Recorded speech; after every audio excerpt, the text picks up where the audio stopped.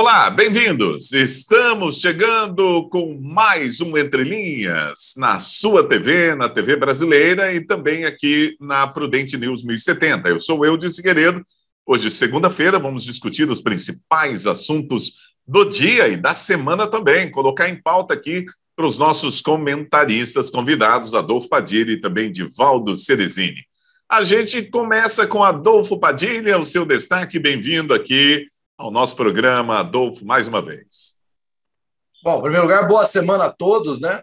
Que a gente tem uma semana muito boa. Mas a bomba da semana, que você não vai ver na mídia tradicional aqui no Brasil, é o seguinte: investigações abertas no Congresso americano a semana passada, agora, no finalzinho de semana, né? Contaminados não foram, os primeiros contaminados não foram, como a gente imagina, no mercado de Wuhan, não. Os contaminados foram dentro do laboratório de Wuhan. Quer mais uma outra bomba para você? Quem pesquisava, as pesquisas feitas nesse laboratório estão sendo questionadas porque era patrocinada pelos Estados Unidos. Mais uma bombinha aí para o Divaldo. Sabe quem que autorizou essas pesquisas? O mestre do Covid, né? Que aquele pessoal gosta de defender, o doutor Anthony Fauci. Olha que interessante essas coisas. E não é uma bobagem, não. Isso saiu num artigo no Washington Post, né, um jornal de esquerda americano. A Fox News está fazendo uma cobertura completa sobre isso. E mais um detalhe que é importantíssimo as pessoas saberem e a gente vai informar aqui, porque você não vai ver isso na mídia tradicional. Aquela equipe toda, aquele artigo que saiu no Lancet, querendo negar que o vírus surgiu na China, ela foi escrita por um cara que fazia parte da empresa que patrocinava a pesquisa. E foi o único americano escolhido pela OMS para ir naquela comissão, lembra? Lá em outubro, setembro do ano passado, para investigar a origem do vírus na China. Então, são coisas que você não vai ver no Brasil, porque, de alguma forma, como diz Paulo Figueiredo, isso faz com que o presidente Bolsonaro tenha razão em algumas coisas. Muito bem, vamos lá, dando o seu destaque. Bem-vindo a você, Divaldo Ceresini. Chega aí, você tem bomba para a gente também ou não? Não, nunca tenho bomba, não. Eu só tenho o propósito de contribuir para a reflexão das pessoas, né? E o que a gente pede sempre é que a gente tenha a reflexão sobre aquilo que nos cabe dentro da sociedade. Eu costumo sempre dizer que nós temos políticos que batem muita boca e trabalham um pouco em favor da sociedade, né? E isso não é à toa, isso é muito fruto daquilo que a gente elege para estar lá, né? Daquilo que a gente quer. E a política, ela é feita de construção de soluções, né? Da construção de caminhos, e não simplesmente de botar um palanque com um microfone e ficar lá falando bobagem, como a gente infelizmente se acostumou a ver, e infelizmente a gente vê uma parte da sociedade aplaudindo esse tipo de gente. E o resultado disso é que nós estamos aí há muitos anos sem construir algo que realmente seja sólido para o futuro do país. Muito bem, vamos lá colocar a primeira notícia em discussão. Olha, acordos para suspender contratos e reduzir salários caíram 46% em 2020. A adesão ao programa é menor neste ano, em que há maior abertura da economia. Para especialistas, o atraso pode ter influenciado nesta redução. Vamos lá, a gente começa com esse assunto com o Divaldo Ceresini. Divaldo, é com você. Esse foi um importante mecanismo lançado pelo governo federal no ano passado na tentativa de preservar empregos. Você tinha uma situação econômica imprevisível para todos os setores, e uma ansiedade bastante grande de grande parte da sociedade, inclusive daqueles que geram emprego, e precisávamos ter alguma solução. No ano passado, o que foi mais procurado nesse tipo de programa foi a suspensão, né? Quando a pessoa deixava de trabalhar, recebia o equivalente ao seguro-desemprego que ela teria direito, e a sua vaga de emprego ficava preservada. A visão que eu tenho a respeito da evolução disso, que nesse ano nós tivemos uma procura 46% menor, não está muito relacionada com a demora, né, de ter saído esse programa nesse ano. Eu entendo que o principal fator foi que nós tivemos muitas empresas, muitos negócios que realmente quebraram, e esses negócios não têm mais esses empregos para fazer esse tipo de negociação. E a segunda parte é que alguns negócios continuaram funcionando de maneira razoavelmente boa durante a pandemia, e aquela ansiedade que se tinha no começo não se tem mais. Então, esses negócios não recorreram ao socorro, e aqueles que vieram a recorrer, recorreram de uma maneira mais branda, que é a redução da jornada de trabalho. Então, eu não atribuo isso à demora do governo em lançar o programa nesse ano, não. Muito bem, vamos lá, Adolfo Padilha, com você. O que você acha que contribuiu para cair aí o número de adesão das empresas nesse sistema aí de redução de jornada de trabalho? Olha, a gente tem que avaliar isso de vários pontos, né? Mas um ponto que é muito delicado, talvez esse índice caiu porque não deu tempo mesmo de socorro das empresas, né? Mas eu acho que o Brasil, o governo federal, ele agiu rápido no sentido de socorrer pessoas que precisavam ser atendidas. Ele tentou agir rápido para socorrer empresas. Eu me lembro que o ano passado, principalmente os empréstimos da Caixa Econômica Federal, eu conversava com alguns empresários que buscavam recurso e diziam que a Caixa estava exigindo mesmo os caras morrendo afogados, que fizesse seguro, que fizesse que desse uma contrapartida para eles cumprirem meta. Eu lembro que, na ocasião, cheguei a relatar isso até mesmo para a deputada Carla Zambelli, que, de vez em quando, eu tenho algum contato, para que fosse apurado isso, porque eram muitos empresários dizendo nesse sentido. Mas eu penso como o Divaldo, não acho que só a questão da demora que fez diminuir o índice, né? Mas, de qualquer forma, o projeto está lá, a verba está liberada, e as pessoas têm que recorrer. Se tiver algum problema, tem que denunciar. Era uma injustiça gerentes ou funcionários da Caixa pensando em cumprir metas, assim foi dito por alguns empresários, né? Pensando em cumprir metas, cobrando contrapartida para que os empresários fossem beneficiados com os planos que o governo fez de socorro. Muito bem, vamos lá para o nosso segundo assunto de hoje, aqui no Entre Linhas, para colocar em discussão. Olha, final de semana foi um final de semana que teve manifestação em favor do presidente Jair Bolsonaro no Rio de Janeiro. E a CPI da Covid vai pedir esclarecimentos ao governo e também à Prefeitura do Rio de Janeiro sobre a aglomeração no evento com Bolsonaro. Segundo Randolfo Rodrigues, Bolsonaro e apoiadores não usaram máscara, o que é proibido na cidade. O ato pró-governo provocou aglomerações e teve a presença também do ex-ministro Eduardo Pazuello. Comentando esse assunto, vamos lá com Adolfo Padilha. Olha, eu não sei, o editor aí das pautas tem tanta coisa importante, fica dando corda para Randolfo Rodrigues, né? Nós temos aí, o Brasil pode superar os 100 bilhões agora, com os novos leilões de infraestrutura. Nós temos o que eu acabei de comentar na minha abertura, né?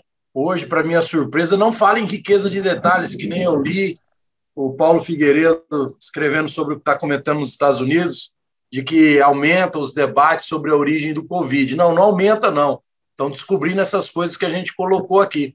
E aí vem a pauta para discutir o Randolfo Rodrigues, o múmia da lista da Odebrecht, querendo agora que a CPI é o quê agora? É o baú da felicidade?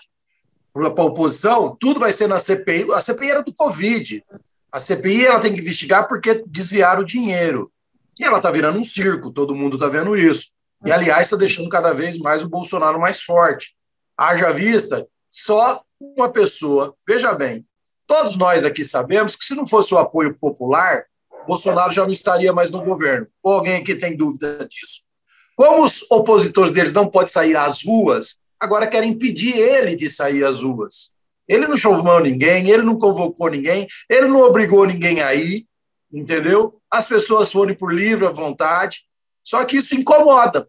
E agora vem o Randolfo Rodrigues, ao invés de ele criticar ou querer saber porque estavam sem máscaras, está na hora da gente tirar a máscara dele, né? Ele faz aquele discursinho de vozinha fina dele, querendo impor uma seriedade, a qual ele, antes de impor essa seriedade, ele tem que explicar para todo mundo algumas acusações que tem sobre a forma que ele faz política, principalmente com a ajuda da Odebrecht. Muito bem, vamos lá. Divaldo Ceresini comentando esse assunto aí, né? Aglomeração, presidente Jair Bolsonaro, Eduardo Pazuello no Rio de Janeiro e CPI da Covid. Olha, dizer que o presidente não convoca as pessoas para esse tipo de evento, não convida, vamos mudar o termo, né? É no mínimo uma piadinha boa, viu? Então, meus parabéns. Todos sabem que isso daí é organizado, sim, pelo Palácio do Planalto, de maneira extraoficial, e para acontecer nos momentos em que o governo entende que são necessários para que ele demonstre força em relação à população para os seus adversários políticos. E esse é um momento do qual ele precisa disso. Ele está passando pela CPI, tem bastante coisa complicada para se explicar lá. Concordo que o pessoal da CPI é um bando de danadinhos, assim como também eram danadinhos aqueles que conduziram o impeachment, e nem por isso, naquele momento, aquelas pessoas deixaram de fazer alguma coisa boa. Agora, eu concordo também que o Randolph, né, na condição de vice-presidente da CPI, vinha entrar nesse detalhe do Rio de Janeiro. O presidente fez merda mais uma vez, de promover aglomeração, de combater o uso de máscara. Depois ele ainda vai falar, mas eu falei para não ter carnaval ano passado. Quem acredita nisso, gente? Eu duvido que se um governador no ano passado tivesse falado, não, vai ter carnaval, teria levado um monte de pedrada do presidente, dos apoiadores dele. Eu já visto esse tipo de conduta nesse momento. É uma conduta errada, sim, e quem disser o contrário, olha, é para passar vergonha mesmo. É uma pessoa que realmente não quer que o país saia dessa situação econômica desgramenta que a gente está. Então, é irresponsabilidade do presidente, é irresponsabilidade do general Pazuello, que mais uma vez faz uma zoação com o povo brasileiro e com o exército brasileiro. Faz o exército de novo passar vergonha. Muito bem, vamos lá, Adolfo Padilha, para a sua réplica. Passar vergonha é vir aqui, né? Através dos nossos ouvintes da rádio, nossos telespectadores da TV brasileira, que eu repito aqui, estamos linkados aí com mais de 30 milhões de assinantes, dizer que é o presidente que convoca isso, quer dizer, está totalmente alienado ao que está acontecendo, ou está totalmente alienado das redes sociais, né? Encontra uma frase aí do presidente, vamos todo mundo lá para o Rio de Janeiro, no passeata de moto, vamos todo... Falar que é lá no Planalto que organiza isso, olha, isso é uma doença tão séria, isso é uma cegueira tão séria, que eu começo até a ficar preocupado, porque realmente algumas pessoas acreditam que existe o gabinete do ódio, sendo que o cara mais atacado é o Bolsonaro. Algumas pessoas acreditam que a produção de fake news é no Planalto, sendo que mentiras e mentiras são publicadas e ouvidas todo dia ou no Jornal Nacional, ou na Folha de São Paulo, ou no Estadão. Aliás, a Folha de São Paulo coloca em pesquisas o ex-ladrão, o ex não, né? Sempre ladrão e ex-presidente Lula na frente do Bolsonaro. E tem gente que quer insistir com essa narrativa, é lamentável, fazer o quê? Muito bem, vamos lá. Para a tréplica, Divaldo Ceresini, com você. Olha, o fato de existir um sem-vergonha não quer dizer que aqueles que supostamente combatem esse sem-vergonha sejam santos. Tá? As fake news são uma praga que a gente tem e elas são construídas e disseminadas por diversos dos nossos políticos. Por diversos. E existe, sim, a gente tem fortíssimos indícios de que acontece dentro do Palácio do Planalto, sim, a produção de muitas dessas fake news. A questão dos passeios, não há ninguém que manda um convitinho para o presidente para ele ir lá, não. Isso daí é sim organizado pela assessoria informal, como a CPI tem demonstrado que existe, do presidente, paga com o nosso dinheiro. Então, isso existe, e isso, independente da finalidade, as aglomerações nesse momento são erradas. Ou vai dizer agora que isso é certo? Que é certo ficar disseminando o vírus para os outros? Muito bem, vamos agora para o nosso outro assunto, para fechar esse primeiro bloco. Olha, o nome do humorista Danilo Gentili esteve entre os assuntos mais comentados da internet no último sábado. A movimentação em torno do comediante iniciou assim que ele decidiu usar as redes sociais para se pronunciar sobre a possibilidade de concorrer à presidência da República nas eleições de 2022. Ele disse o seguinte: estou nos trends porque sabem que logo estarei na cadeira presidencial. Disparou em uma das publicações. Além disso, Danilo Gentili também usou as redes sociais para convocar uma reunião com o ex-ministro Sérgio Moro e com João Amoedo, fundador do Partido Novo. Muito bem, vamos lá comentando esse assunto. A gente começa com Divaldo Ceresini. Divaldo, é com você. Nós temos, nesse momento, diversos agentes políticos atuando no sentido de viabilizar candidaturas, né? Se, por um lado, a gente tem tanto Lula quanto Bolsonaro inflando essa questão de cenário eleitoral nesse momento, e cabe a gente lembrar aqui que nós estamos em maio de 2021 e a eleição vai ser em outubro de 2022. Então, nós estamos antecipando o processo eleitoral e esses personagens que estão promovendo esse tipo de coisa, né, e eu friso aqui, nesse momento, quem está mais fazendo isso é o ex-presidente Lula e o presidente Bolsonaro. Eles têm como propósito fixar a mente do eleitor apenas nesses dois nomes, para que utilize depois, na época da campanha, o voto útil. Aquele voto útil que a gente fica escolhendo o menos pior, que tem mais chance de ser eleito, e deixa de escolher, principalmente no primeiro turno, aquela pessoa que a gente realmente acredita que pode fazer um governo melhor. E o que o Danilo Gentili tenta fazer, o Danilo Gentili, o MBL tem contribuído para que ele consiga isso daí, é tentar entrar nesse cenário e formar um tripé, que aí aqueles que não estão satisfeitos nem com um nem com o outro, fala, poxa, mas tem esse cara aqui. E ele, embora seja um jornalista humorista, ele tem algumas qualidades sob um ponto de vista eleitoral. Ele é uma pessoa conhecida, ele é uma pessoa que tem o respeito de outras pessoas e que num cenário de escolha daquilo que pode vir a ser o menos pior, talvez muita gente acabe por fazer opção nele. Eu não duvido que ele venha ter uma votação expressiva, não. Muito bem, vamos lá.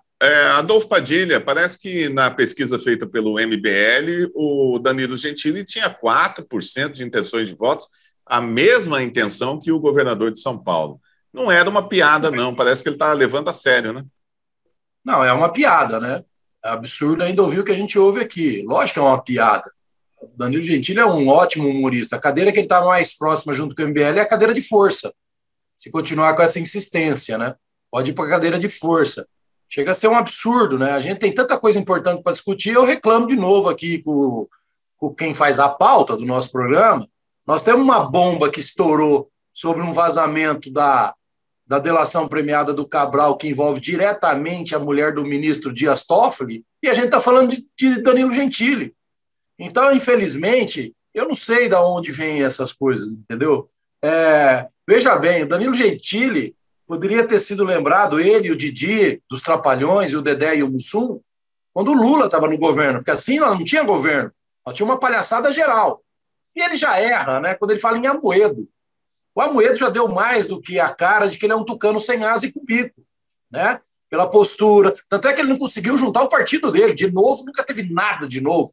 O novo, desde o começo, eu falava, isso não é novo. Eu via pelo diretório aqui da nossa cidade. Como que o novo começa com o novo eliminando pessoas? Tem nada de novo. Sempre foi do mesmo jeito, sempre teve o mesmo objetivo, tem o mesmo objetivo, tanto é que o Amoedo não conseguiu segurar nenhum dos caras que podiam dar vitrine para o novo, né? Então, infelizmente, é uma pauta que eu não consigo ter os mesmos argumentos que meu companheiro de bancada que teve para falar de uma forma positiva. Para mim, eu repito, a cadeira mais próxima do Danilo Gentili está antes dele o MBL, que é uma decepção geral, o Kim, deputado, fica fazendo meme o dia inteiro, o Arthur Duval, que tem algumas qualidades, mas também entrou nessa. O Arthur Duval, para mim, teria mais perfil do que o Danilo Gentili, por exemplo. Mas é uma pena que ele entrou nessa de ficar fazendo graça, palhaçada, mas também não está muito longe do que Brasília é, né? Brasília realmente é um circo. E quando chega alguém com chicote para botar os palhacinhos no devido lugar, aí a gente tem que ouvir essas coisas, não podemos fazer nada. Muito bem. Padilha, você está seguindo muito o Paulo Figueiredo, hein? Batendo aí no editor do programa. Cuidado, hein? Paulo Figueiredo não foi bem, não. Vamos lá. Ele não se deu bem, não. Divaldo Ceresini, vamos lá. Ele que pediu para sair, hein? Ele que pediu para sair, diga-se de passagem. É sempre assim. Vamos lá, Divaldo Ceresini. Eu fico feliz em ver meu colega de bancada criticar aqueles que ficam mais preocupados com lacração na internet do que em trabalhar, viu? Só não pode daqui a pouco estar elogiando quem faz isso, mas que é o amiguinho, né? Que aí é a lacração do bem. Aí pode, né?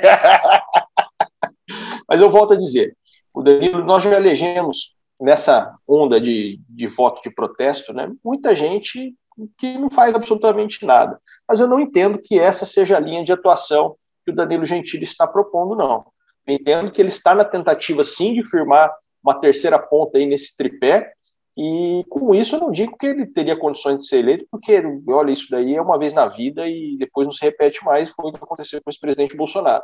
Mas eu tenho para mim que ele vai incomodar bastante. E a respeito do Arthur Doval, que o Padilha comentou agora, ele vai ser candidato a governador de São Paulo, né? Então, vai formar a dobrada com quem o MBL indicar, e me parece que vão insistir, sim, na candidatura do Danilo Gentili. Muito bem, vamos lá para mais um assunto aqui, mas é daqui a pouquinho. Depois do intervalo, nós vamos voltar para discutir sobre coisas boas, né? O ministro da Saúde está buscando formas de barrar a variante indiana do coronavírus, e também vamos falar de aliados do Bolsonaro que estão se empenhando para levar o pastor Silas Malafaia à CPI. É daqui a pouquinho, depois do intervalo, aqui no Entre Linhas, na TV Brasileira e também na Prudente News 1070.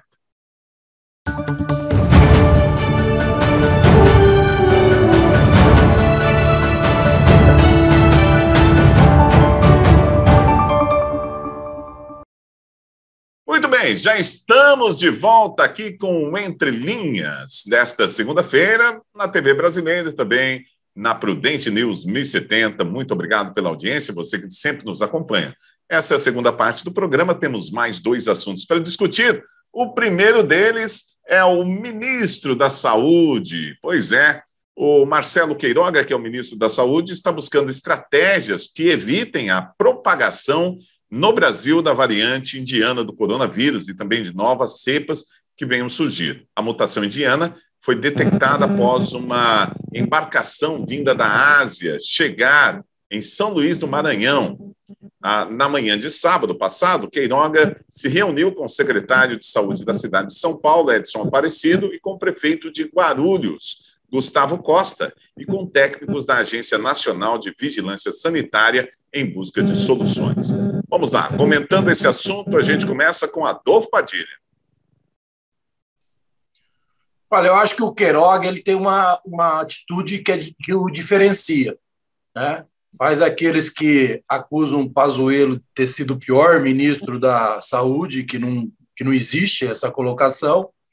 O próprio Divaldo, aqui da nossa bancada. Ele pegou no pé do Pazuello de uma forma que eu não acredito, deve ser paixão. Mas ele tem uma atitude estratégica inteligente, ele sai a campo, né? Ele demonstra isso. E tem que ser uma preocupação mesmo pontual. Chega de novas cepas, né? O Brasil precisa passar de fase, como diz o outro, e não pode dar bobeira. E com isso o ministro faz bem, ele não se recusa a conversar com ninguém, como diz na própria matéria aqui, ele teve com o Edson Aparecido, ele teve com o prefeito de Guarulhos, enfim, está buscando alternativas e apoio para que realmente saiba qual tipo de estratégia e ação que deve ser feita para impedir que novas cepas contaminem o Brasil. E é preciso tomar esse cuidado mesmo, e é preciso estar vigilante. Muito bem, vamos lá, Divaldo Ceresini, como é que você está vendo a atuação aí do Marcelo Queiroga? Eu já vi você elogiando várias vezes aqui no programa, você continua nessa linha aí, ele está fazendo bem? Nós finalmente temos alguém que entende de saúde no Ministério depois de um período terrível com o general Pazuello, né? Que até hoje ainda não sabe o que é cloroquina, né? Ele passou vergonha lá na CPI ao tentar explicar o que é cloroquina, que é algo que ele defende bastante. Fosse a gestão dele, nesse momento, estaria levando lá para o Maranhão cloroquina, ivermectina, esse monte de coisa que só serve para dar alguma satisfação, mas que não serve para resolver o problema. O ministro Queiroga, por outro lado, por entender do assunto e ter melhor condição de combater a propagação do vírus, ele e a equipe dele, estão, por exemplo, lá no Maranhão levando vacinas, levaram 300 mil doses de vacina a mais do que estava no Programa Nacional de Imunização.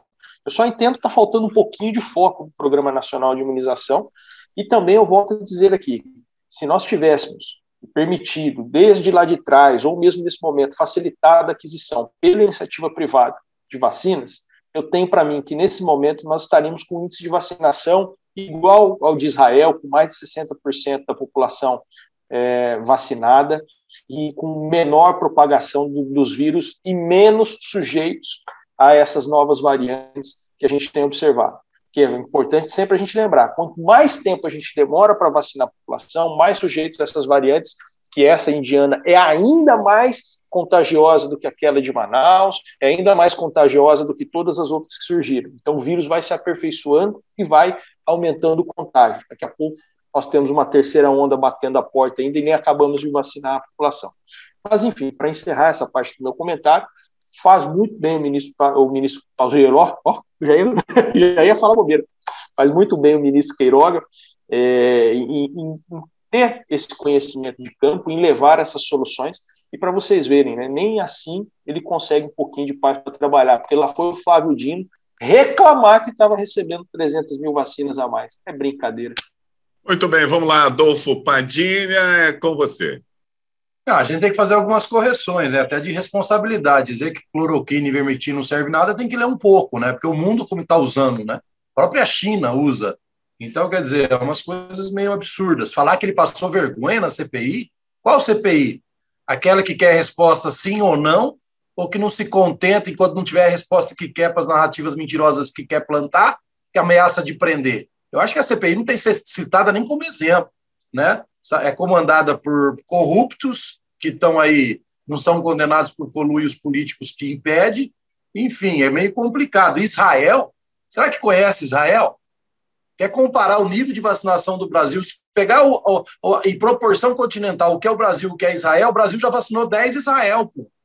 Dificuldade de tráfico, dificuldade intercontinental, né? E o Brasil, não sei, eu gostaria de ouvir da boca dele o seguinte: o Brasil já é o quarto que mais vacina no mundo. Porque esse discursinho que tem que vacinar, está vacinando. Nunca foi dito aqui, a não ser por mim, que o Brasil já comprou 580 milhões de doses. Só que não foram entregues ainda, porque no mundo inteiro ainda não entregou para todo mundo, a não ser os que produzem, que primeiro estão vacinando quem é da terra e fazendo gracinha vacinando os turistas. Será que eles estão mandando para a África, para Angola, os países mais pobres? Já procurou saber disso? Então, sabe, é uma narrativa, é um discurso que fica se alimentando, e infelizmente eu tenho que ficar aqui combatendo, porque eu não posso deixar isso, não vira verdade. É tanta mentira, é tanta desinformação, que a gente tem que ir para cima e dizer: olha, não é assim, meu camarada. Calma aí, entendeu? Procura saber direitinho, entendeu? A CPI, Pazuello deu um show na CPI, deixou todo mundo constrangido. Deu umas escorregadinhas ali e acolá, é natural, mas deixou os caras totalmente desarmados. E na próxima, se ele for convocado, se eu fosse ele, ia de farda. Muito bem, vamos lá, Divaldo Ceresini, com você. Olha, irresponsabilidade é a gente dizer que o Brasil realmente ele é o quarto país em números absolutos que mais vacinou. Mas aí vamos pegar também os números absolutos e ver quem mais morreu. Então não é esse o propósito. Nós só vamos controlar a pandemia, não é quando tiver 10, 15, 20 milhões de vacinados. É quando nós tivermos 70% da população vacinada. Essa é a meta, uma meta proporcional. E não vamos aqui reclamar sobre o leite derramado. O que passou, passou. O Pazuello fez um monte de bobeira. Nós nos lascamos em relação a essa questão da vacina. Estamos melhorando, sim, graças à gestão atual do Ministério da Saúde. Não é que se passou, porque é que se passou foi um desastre. E não reconhecer isso é faltar com a verdade do povo brasileiro, é passar pano em sem vergonha e é perpetuar a incompetência. A incompetência tem que ser varrida, porque ela causa um mal tão grande quanto a corrupção. Nós precisamos tirar os incompetentes. O ministro Pazuello foi extremamente incompetente na missão que lhe foi dada. Muito bem, vamos lá para o nosso próximo assunto aqui, gente. Olha, o grupo que defende o governo Jair Bolsonaro, da ofensiva de Renan Calheiros, do MDB de Alagoas, o senador também Omar Aziz, do PSB do Amazonas, e Randolfo Rodrigues, da Rede, e companhia, tem se esforçado nos bastidores para colocar o pastor Silas Malafaia sentado na bancada de depoentes da CPI da pandemia. Líder da Assembleia de Deus Vitória em Cristo, ele mantém contato frequente com o presidente Jair Bolsonaro e tem se manifestado contra as exibições teatrais dos senadores nas últimas semanas para tentar desgastar o governo e se cacifarem para as próximas eleições do ano que vem. Todo esse texto que eu li aqui é da revista Oeste.com, que já foi citada aqui no programa como das nossas fontes. E eu trouxe essa informação aqui para colocar em debate se é isso mesmo ou se não é o que está na entrelinha da informação. A gente começa com Adolfo Padilha. Está tudo certo? É isso mesmo, Adolfo? Olha, diante do circo, que eu não vou cansar de repetir que é a CPI, eu acho que tinha aqui o Silas Malafaia, eu acho que tinha aqui até o Bozo lá do SBT, entendeu? Para ser questionado pelo nível de questionadores, né? Porque é uma inquisição a CPI, né? A CPI ela busca respostas, como eu já disse aqui, para alimentar a mentira que ela quer. Ela busca respostas, ela quer tirar dos investigados frases para que elas montem um relatório dizendo, olha, o presidente é genocida mesmo, entendeu? Mesmo o presidente da Pfizer. Olha, o presidente da Pfizer, outro dia eu estava lendo com mais cuidado o depoimento dele, não sei se meu companheiro aqui leu isso. A FDA, que é como se fosse a Anvisa brasileira, só aprovou a vacina da Pfizer dia 13 de dezembro. E tem gente ainda que discute que o Brasil poderia ter vacina antes, né? Um absurdo, né? Então, quer dizer, mas eles não vão convocar o Silas Malafaia, porque o Silas Malafaia não vai se segurar, vai falar um monte de coisa que o povo brasileiro, a maioria, tem vontade de falar para aquela gangue que está lá, entendeu? E vai ser preso. E quando ele for preso, aí, meu amigo, segura, entendeu? Aí quem viu, quem acha que teve manifestação até agora, aí vai ver o povo brasileiro sair às ruas mesmo e ver o que vai acontecer. Então, não vai chegar nisso. Mas seria interessante ver o Silas Malafaia, porque ele fala mesmo, ele não tem trava na língua, enfrentando aqueles que ainda não têm a trava nos olhos, né? Porque, infelizmente, o sistema não permite. Mas crime para eles estarem atrás das grades, atrás das traves, tem de sobra naquela CPI ali. Muito bem, vamos lá. Divaldo Cerezinha, é com você. Como é que você vê a possível convocação do Silas Malafaia? Será que é possível? Olha, possível tudo é, né? Nós temos visto aí bastante gente da política. Acabamos de falar, o nosso colega de bancada acabou de reclamar de político que gosta de ficar fazendo meme, né? Isso daqui é mais um exemplo disso, é um meme, porque agora ele está elogiando esse meme, né?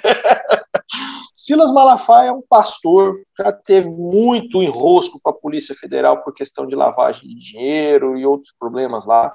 É um falastrão, e eu não consigo entender que relação que o Silas Malafaia tem com o combate à Covid para que ele seja convocado para a CPI. Agora há pouco, eu acabei de criticar uma posição do Randolfo Rodrigues que está enchendo a paciência de que cobrar do Rio de Janeiro explicação a respeito da muvuca que o presidente fez lá. O Rio de Janeiro, aliás, multou inclusive o prefeito da cidade por estar sem máscara lá. Então seria coerente, sim, multar o presidente da República por estar promovendo esse evento. Agora, o que eu critiquei a posição porque eu entendo que isso não é assunto que a CPI tem que tratar. Aí vem agora a gente defender que Silas Malafaia vai ser convocado para falar o quê? Só para ir lá fazer teatro, para ficar falando abobrinha? Para isso, nós já temos muita gente lá falando abobrinha. Nós precisamos construir soluções para os problemas que nós temos. E nós temos. Negar a existência dos problemas de combate à pandemia, sejam eles dos governos estaduais, dos governos federais, dos governos municipais, é passar pano para a incompetência, é ser conivente com tudo isso que está acontecendo.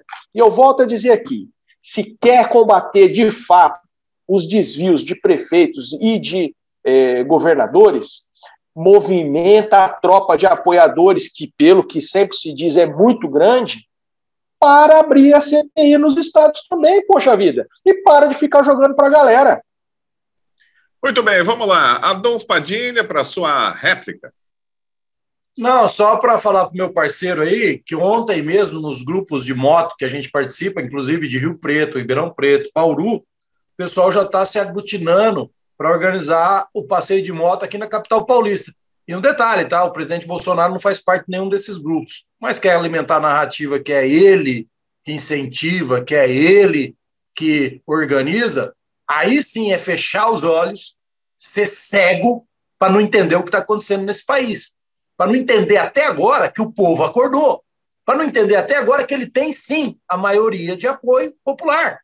É a vez do cara, deixa ele governar. Em 2022, Divaldo e a patotinha toda votam em outro. Ponto final, simples assim. Muito bem, gente. Vamos lá, vou passar a palavra para a tréplica do Divaldo. Divaldo, é com você. Olha, só para esclarecer que eu sou um dos grandes defensores de que esse é o momento de governar, e sempre tenho dito isso. Agora, uma diferença muito grande que se tem é que, independente de quem esteja no governo, tenha eu apoiado ou desapoiado, seja a minha mãe no governo. Eu sempre vou exigir que aquilo que foi prometido, que aquele compromisso assumido, seja honrado. E não vou passar pano, jamais vou passar pano para desvios, mesmo que seja da minha mãe. Eu não passo pano, porque o passar pano a gente sabe o efeito que dá. Nós acabamos de ver o que aconteceu na Argentina com o governo Macri. Passou-se tanto pano por governo Macri, com o desespero que se tinha da Cristina Kirchner, que o Macri ficou fazendo um monte de bobeira, a Cristina Kirchner voltou para o poder. Nós queremos isso aqui para o Brasil? Vamos continuar passando pano? Ou vamos cobrar que o governo cumpra o compromisso que assumiu na campanha eleitoral? Muito bem, pessoal, nós estamos encerrando o nosso Entre Linhas de hoje. Muito obrigado a você que ficou na sintonia aqui na TV Brasileira e também na Prudente News 1070. Olha, no nosso site prudentenews.com.br tem um link ali que você pode ouvir a Prudente News onde quer que você esteja. Pode acompanhar a nossa programação também. Deixa eu colocar aqui na telinha todos os nossos comentaristas, Divaldo Ceresini e também Adolfo Padilha. Gente, muito obrigado para vocês. Boa semana aí, nós voltamos amanhã com mais discussões para você e prometo que vou tentar uma pauta melhor aqui, para colocar discussões melhores. Peraí, bota o joinha aí, deixa eu ver, tá beleza? Muito bem. Valeu, gente. Grande abraço para todo mundo. Voltamos amanhã com mais um Entre Linhas. Até lá.